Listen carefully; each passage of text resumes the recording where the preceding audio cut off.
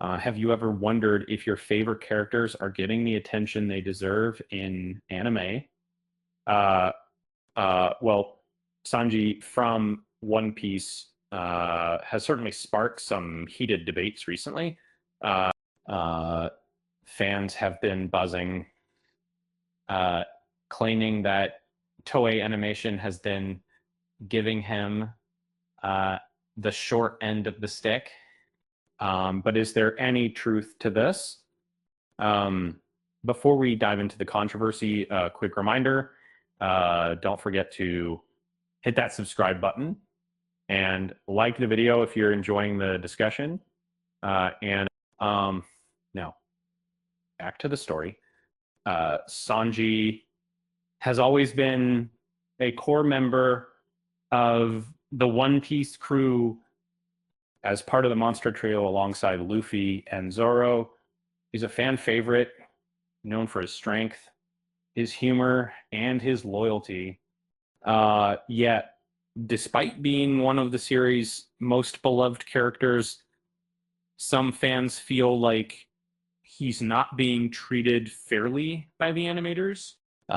They claim his character development is stretched out, his gags overemphasized, and worst of all, that he's being overshadowed in key moments. One of the major points of contention came during the Here Comes the Star scene. Um, this moment, which should have showcased both Zoro and Sanji, ended up being more about Zoro, and the complaints didn't stop there. Fans raised their voices even louder during the Egghead incident arc. And now animators, YouTubers, and fans alike are all involved in a heated discussion about whether Toei Animation has been showing some favoritism. That there's a twist in this story.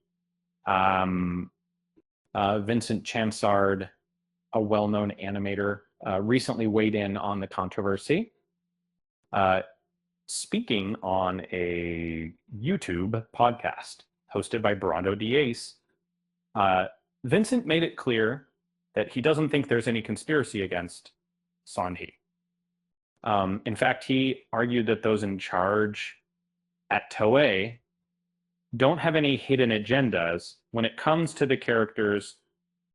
He explained that animators are simply given instructions to work on specific scenes, and there's no malicious intent behind how the characters are portrayed.